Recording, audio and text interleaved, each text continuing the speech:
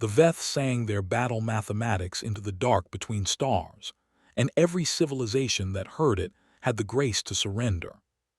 Kased did not have that kind of grace.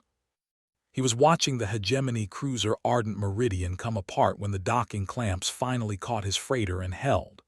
The Ardent Meridian had been a warship, a real one, 800 meters of tungsten plating and particle lances, and the particular arrogance of a species that had won most of its wars. It came apart like a song finding its resolution. Not an explosion, not a catastrophe. The Veth Warchoir had simply located the vessel's harmonic signature, the precise frequency at which its molecular bonds preferred to vibrate, and then sung to it at that frequency until it agreed to become something else. Vapor, light, a brief dissonance resolved. The choir was still singing when Kased stepped onto the docking platform. There were 40 of them arranged in concentric rings on the platform's observation tier, long-bodied, pale as old bone, their resonance membranes flared wide, and trembling with overtones the human ear received as a pressure behind the eyes. Each Veth stood 3 meters tall. Each one moved with the coordinated slowness of something that had evolved in deep water, where urgency was a luxury of the shallow. They were looking at the place where the Ardent Meridian had been, and what they wore on their faces, if it was a face, was not satisfaction. It was the expression of a mathematician who has proven a theorem they already knew was true. The resonance speaker separated from the outer ring and approached him. It's she, Kased still wasn't sure, and the Veth had explained that the question was a mammalian category error, moved like water finding a path. Her resonance membranes had collapsed to the resting configuration, twin fans of semi-translucent tissue folded against the sides of her elongated skull. Envoy Kased, the translator rendered her voice as something between a cello and a warning. You witnessed the correction. I witnessed the murder of 800 people, Kased said. The Ardent Meridian was a variable, the resonance speaker said. Its removal brought the current engagement 47 steps closer to harmonic resolution. The crew were informed of the calculation 3 of your days ago. They chose not to withdraw. They were told they'd be destroyed if they didn't move. They were told the mathematical outcome. Yes, we do not understand the distinction you are making. Kased looked past her at the choir, still trembling with residual harmonics, and at the vast sweep of the Veth conclave beyond the platform's transparency. A structure so enormous he had stopped trying to parse its scale on the approach, settling instead for the emotional shortcut his mind had offered. It looks like God built something and then kept building. Crystal spires that caught the light of the local star and broke it into frequencies he had no names for. Corridors wide enough to fly a frigate through. Everywhere the soft, continuous sound of the Veth living, their resonance membranes in constant low-frequency conversation, a civilization humming to itself. 40,000 years of civilization. The mathematics of war developed across 40 millennia of continuous refinement. He was one man with a ceasefire offer and a diplomatic credential that the Ardent Meridian's crew had been too proud to survive to corroborate. I'm here on behalf of the Terran hegemony, Kased said. We'd like to discuss terms. The resonance speaker's membranes flared once. Not alarm, he thought, but something like interest, the way a chess grandmaster looks at a child who has moved a pawn somewhere unexpected. We know, she said. We calculated your arrival 6 of your weeks ago. We calculated the precise wording of the offer you are carrying. We calculated the counteroffer you will make when we decline the first. We calculated the moment at which you will accept that negotiation is not possible. All of these are variables with known values. The calculation is complete. What remains is simply the passage of time until the outcome manifests. Kased looked at the space where 800 people had been. Run it again, he said. I'm sorry. The calculation, run it again. The membrane stilled. Something moved in the resonant speaker's posture that Cassad's body recognized before his mind did, a subtle wrongness, a recalibration. The Veth around them went fractionally quieter. "The mathematics does not change when recalculated," she said carefully. "No," Cassad agreed, "but I'm not a number." The Veth Senate chamber was a sphere, half a kilometer across, its inner surface tessellated with crystalline resonance panels that caught and threw back every sound in the room in modified form, so that speech became music, became mathematics before it reached the ears on the other side. It was, he was told, the oldest continuously used deliberative chamber in the conclave, 38,000 years of decisions made in this acoustic space, the very walls saturated with harmonic memory. He stood at the center of it, alone, on a platform that vibrated very faintly with everything that had been said here since the chamber was young. Around him, arranged in 11 concentric rings rising to the upper curve of the sphere, were 11,000 Veth. They were not looking at him. They were listening, membranes fully deployed, reading the room's harmonics the way humans read expressions. His presence had already altered the chamber's resonance profile. He was, in a technical sense, already being translated. He had been given precisely 12 minutes. "The Terran hegemony offers cessation of hostilities in the Keltharis corridor," he said, and the room caught his voice and returned it to him changed. The consonants subtly extended, the vowels given new frequencies. He had heard recordings of the Senate chamber's effect on human speech. It was supposed to be beautiful. He'd been told it was the greatest acoustic space in the known galaxy. It sounded like being heard for the first time by something immeasurably old.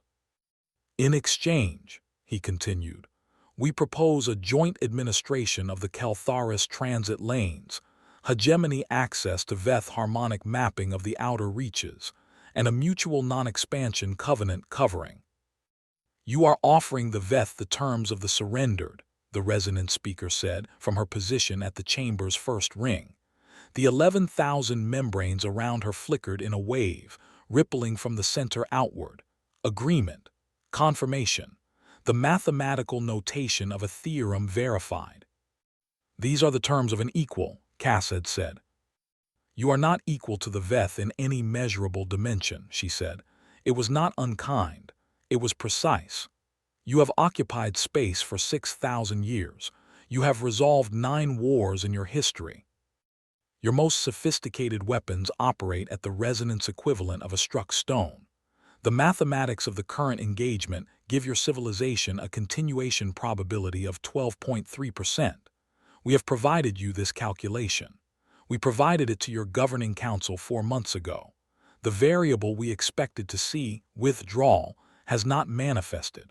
We find this data point anomalous and require clarification." 11,000 Veth, waiting. Cassad thought about the ardent meridian. 800 people who'd been told the calculation and had gotten up every morning anyway, gone to their stations, run their diagnostics, maintained their weapons. Because the alternative was leaving. Because leaving was the kind of mathematics that only looked clean from the outside. "The anomaly," he said, "is that we don't accept your calculation." The chamber was very quiet. "All probabilities are accepted by the entities they describe," the resonant speaker said, slowly, the translator rendering something that was not quite puzzlement and not quite alarm. "Probability is a description of physical reality, not a proposition for acceptance or rejection." "Sure," Cassad said, "but we keep not dying so." The membranes in the first ring flickered, not in the wave pattern. Individual, irregular, dissonant. The resonant speaker recalibrated something in her posture, and he had the sudden vertiginous understanding that the most sophisticated mind he had ever stood in front of had just run a calculation and arrived at an answer it didn't recognize. "Envoy Cassad," she said finally, "we will require additional time to analyze your—" The first explosion hit the lower tier of the Senate chamber before she finished the sentence.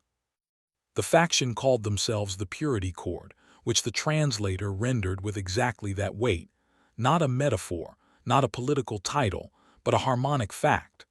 They were Veth who had calculated that the presence of humans in the conclave was itself a mathematical contamination, not dangerous, contaminating, the way a single wrongly tuned instrument contaminates an orchestra. Their chosen method of correction was what the Veth called acute resonance correction, which Kassad's body translated immediately and without ambiguity as an explosion. The first one took out the lower resonance tier. The second one, half a second later, shook the entire sphere. 11,000 Veth moving at once sounded like a tide, all those bodies, all those membranes, the collective harmonic of a species in motion. The resonance speaker was at his side before he'd processed what was happening, which meant she'd been moving before the second explosion, which meant she'd heard something in the harmonics of the first. "The platform," she said, "move." He moved. The platform dropped 3 meters as something hit the connective struts from below, a shaped harmonic charge, he'd learn later, designed to sever the speaker's dais from the chamber floor. He rolled, came up against a resonance panel that was vibrating so fast it felt like touching electricity, and found his sidearm in his hand without remembering drawing it. 3 purity cord Veth came through the gap where the platform had been. They were wearing resonance-dampening harnesses, matte black, non-reflective, built to suppress their own harmonic signature so the chamber's membranes couldn't read them. Against other Veth, the tactic would have bought them 3 seconds of confusion. Against Kassad, who had been reading the room with his eyes the whole time, it bought them nothing. The first one he shot twice, center mass, which was not immediately lethal because Veth physiology distributed its critical systems across the trunk in ways that made center mass a suboptimal target, a fact that had been in his briefing, but which put the Veth down and buying him a second. The second one he sidestepped, let it pass, shot it in what he'd been told was the equivalent of the base of the spine. The third one stopped. It was looking at him with its membranes fully deployed, reading him. He was, he realized, not behaving like a calculated variable. "There are 47 more," the resonance speaker said from somewhere behind him. Her voice was doing something strange. She was broadcasting on the chamber's harmonic frequencies, talking to the room itself, calling for something. "The purity cord has deployed a 7-stage correction sequence. This is what they designate as." "A foregone conclusion," Kassad said. "Yes." He looked at his sidearm. Standard issue hegemony diplomatic sidearm, 8 shots remaining, resonance-hardened casing. Designed to function in high harmonic environments, not designed to fight 47 aliens in a resonance-active Senate chamber. "Where's the cord they're running the sequence from?" he asked. "The lower maintenance corridor, but—" "Get the conclave security to the exits," he said. "Keep the senators in the upper rings. I need 3 minutes. Envoy Kassad, the mathematics of your survival in this scenario." "I know," he said, and moved toward the lower corridor access before she could finish. What happened in the next 3 minutes would be described in 17 separate Veth historical documents, and would, in all 17, be characterized using a word that translated, approximately, as non-harmonic persistence, a phenomenon previously unobserved in any spacefaring species, denoting the tendency of an entity to keep functioning after the calculation that governs it has resolved against its continued function. Kassad would describe it later as, "I found a lot of cover and I didn't stop moving." Both descriptions were accurate. He came out of the maintenance corridor with 2 shots left, a bruised shoulder where a harmonic pulse had caught him without quite enough force to shatter the bone, and the particular clarity of mind that comes after adrenaline stops being an asset and becomes simply the medium you think in. The purity cord sequence had not completed. The Senate chamber was intact. Most of the senators were intact. The resonance speaker was standing at the chamber's center, watching him emerge. Her membranes were doing something he hadn't seen before, not the wave of agreement, not the individual flicker of computation, but a single sustained vibration, very low, very still. Later, when he asked the translator what that configuration meant, it would give him a word that had no direct equivalent, and then offer, approximately, the harmonic state of a theorem that has encountered data it cannot yet classify. The fleet arrived on the 31st day. 340 Veth war choir vessels, each one resonating at a frequency that the hegemony's instruments couldn't measure and its shields couldn't fully counter. They came out of transit in a formation that was not a military configuration. It was a chord. Each vessel a note, the whole fleet a single sustained harmony, vast and cold and ancient, filling the space around Earth's last defensive line with mathematics made audible. 14 hegemony ships waited for them.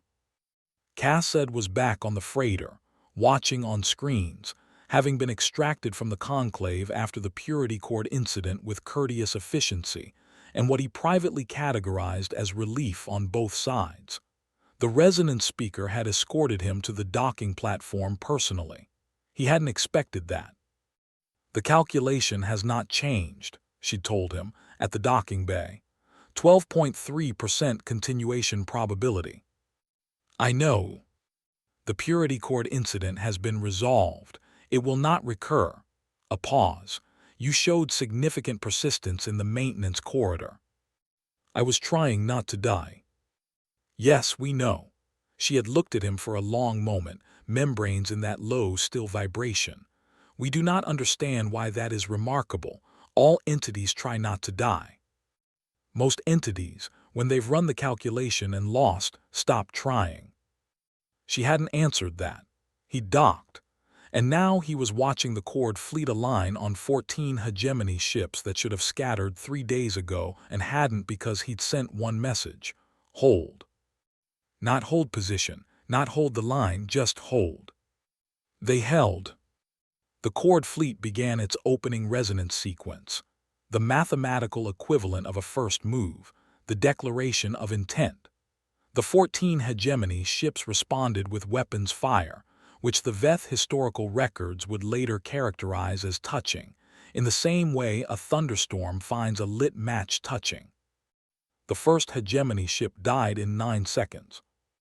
The second lasted 14 seconds, which was 2 seconds longer than the Veth calculation had allotted, and in the resonance speaker's vessel, Cassad would not learn this until after. Every analyst on the bridge noted the discrepancy and ran the calculation again. The answer was the same, but the residue of the error stayed. The third ship, the fourth, the fifth, which took 31 seconds to die and used that time to close to a range that its weapons could actually scratch the harmonics on 3 choir vessels, leaving resonance burns that would take a week to fully repair. Non-fatal, irrelevant to the outcome, incomprehensible in their persistence. Cassad watched Ship 6 go dark. Ship 7. Ship 8. The Veth fleet had not changed its chord formation. It did not need to. The mathematics had resolved. The remaining 6 hegemony ships were variables awaiting the application of the final harmonic, and the calculation said they would all be gone in.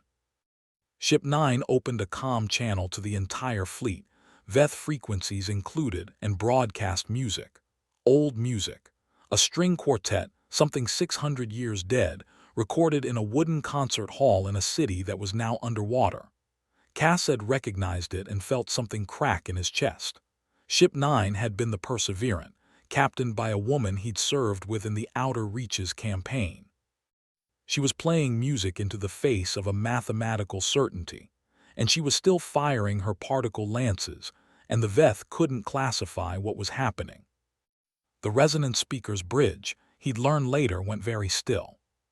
Ship 9 lasted another 40 seconds. Ship 10 launched its emergency shuttle pods, not as escape vectors, but loaded with resonance-scattering material, a last improvisational move that forced the choir fleet to recalculate its harmonic alignment for 38 seconds while the pods burned themselves out. 38 seconds wasn't a battle.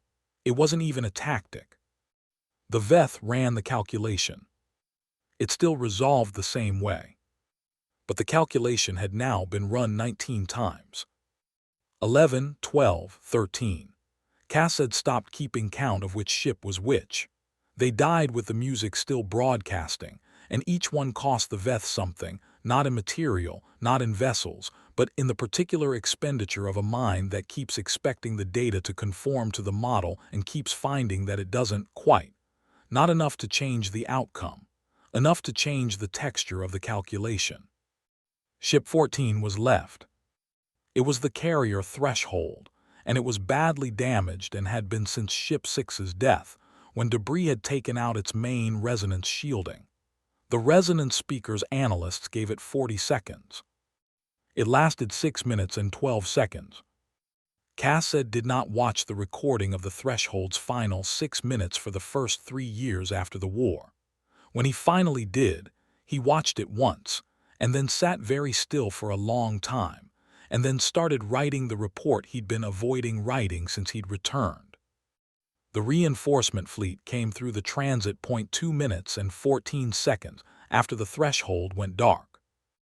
68 hegemony warships, fresh, shielded with the resonance-hardening cassette, had spent 8 months negotiating from 3 different arms manufacturers. They came in at the angle he'd calculated would most disrupt the Choir fleet's harmonic alignment, not his calculation, exactly. He'd asked a xenomathematics AI to model the Veth formation and find the frequency that would most disrupt the chord. The AI had taken 11 hours and given him a 17-degree entry vector. It worked. Not completely, not cleanly. 43 of the 68 reinforcements survived the engagement. The Choir fleet lost 116 vessels, not destroyed but harmonically disrupted, their war choir unable to resonate at the correct frequencies, unable to complete the sequence. The mathematical outcome, indeterminate. The Veth had never had an indeterminate outcome. They retreated. For the first time in 11,000 years, the Veth war choir retreated, singing their mathematics into the dark between stars, and the mathematics had an answer they did not have a word for. The resonance speaker composed the victory liturgy in the traditional way, sequentially, beginning with the opening chord and working through each harmonic stage to the final resolution. The liturgy was the official record of the engagement, the mathematical account of what had occurred and what it meant. 38,000 years of Veth history contained in this form, every war, every outcome, all of them ending the same way, resolution. She got to the final movement and stopped. The final movement of a Veth victory liturgy was the statement of the resolved variable, the moment at which the calculation proved correct, the opposition fell silent, and the mathematics achieved its harmonic conclusion. It was the most important passage. It was what the liturgy existed to record. She could not write it. The engagement had resolved in the Veth's favor, technically. The 14 ships had been destroyed. Earth's last defensive line had been eliminated.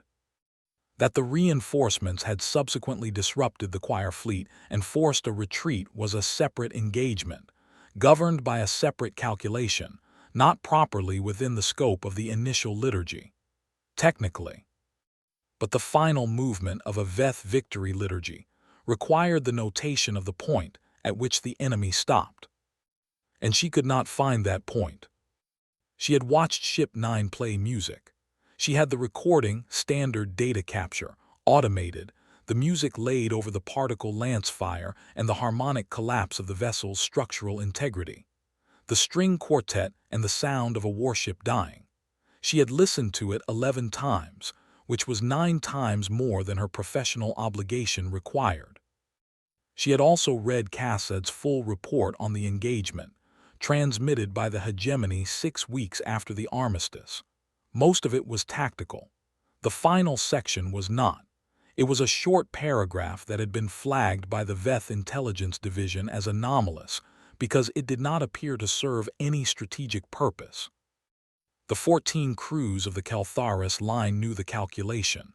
Every one of them had been given the Veth probability assessment before the Chord fleet arrived. They chose to hold anyway. I want that written down somewhere. Not because it changed the outcome, it didn't, not directly. Because they did it and it should be recorded. They played music. They scattered pods. They bought 2 minutes and 14 seconds that cost the Veth something they've never had to spend before. The experience of running a calculation that keeps coming up wrong. We didn't win that battle. We spent it. And what we bought with it was worth the price. She read it again. She had, in the course of her career, processed the final statements and transmissions of several hundred defeated species. Some were dignified. Some were confused. A very few were defiant, in the particular way of the uncomprehending, the raging at mathematics defiance of an entity that doesn't accept the theorem because it cannot read it. Cassad's paragraph was different. He had read the theorem. He had understood it completely. He had, and this was the part she kept returning to, the data point that kept failing to classify, used it. Used the fact of the calculation's completion as a resource. Spent the 14 ships not as ships but as time, purchased at a rate no Veth analyst had modeled because no Veth analyst had considered that an entity might choose to lose a battle in the specific way that maximizes the cost of winning it. The Veth did not lose battles. They had not, in the recent engagement, lost a battle. But something had been spent that they had not budgeted for, and she did not have a word for it, and she could not complete the victory liturgy, because the final movement required her to note the point at which the enemy stopped. She sat in the composer's chamber for 3 hours. Outside the chamber, the conclave hummed with the business of a civilization 40,000 years old, vast and self-sustaining, the harmonics of it beautiful and precise and utterly certain of itself. She wrote one line and then stopped again. The line was a question, rendered in the Veth's mathematical notation, which was also their musical notation, which was also their metaphysical notation, because the Veth did not distinguish between these things. It translated, approximately, as, asterisk, at what frequency does an entity persist when the calculation says it should not? She had no answer. She left the question in the liturgy, in the space where the final movement should have been. It was the first incomplete victory liturgy in 38,000 years of Veth history. Her supervisor would ask her about it. She would say she needed more data. What she meant was, she had encountered a variable she could not classify, and the only way to classify it was to understand something about humans that the mathematics could not quite capture. Something to do with why they played music in their last seconds. Something to do with why Cassette had walked into the maintenance corridor knowing the calculation and walked out again anyway. Something to do with the particular frequency at which a species vibrates when it loves things that don't make sense to love and fights for outcomes it knows won't resolve in its favor. The Veth had no name for it. They would spend the next 300 years looking for one. Cass said, back on Earth, sitting in the debrief room with a cup of cold coffee and a view of a city that was still standing, did not know any of this. He knew the armistice had been signed. He knew 43 ships had come home. He knew the Threshold's crew had made it, most of them, 11 survivors out of 412, and that the Threshold's captain was in a hospital on Europa and would probably walk again. He knew Ship 9 had played a Schubert string quartet. He finished his coffee and started writing the names. All of them, every ship, every crew manifest, every name from the Caltharis line. Not for the report. The report was done. Just for the writing of it, the particular human conviction that the named thing persists, that to say a name is to insist on the existence of the person it belonged to, that the universe is obligated to remember what we tell it to remember. He wrote for 6 hours. Outside the window, the city moved through its morning, indifferent and alive, traffic and light, and the 10,000 ordinary sounds of a civilization that did not know how close the calculation had come. On a Veth ship 11 light-years distant, a victory liturgy sat unfinished, its final movement a question no one had thought to ask before. It was not, by any measurable metric, a human victory. The threshold's last entry in its command log was 3 words, recorded automatically as the ship's resonance shielding failed, asterisk still holding. Still. That was where the record ended. Cassad wrote those words last, at the bottom of the list, and sat with them for a long time, the way you sit with a thing that has no resolution, that was never going to resolve, that cost everything it cost in full knowledge of that fact, and in full and clear-eyed and utterly irrational defiance of it. Then he started writing the names again from the beginning, because he had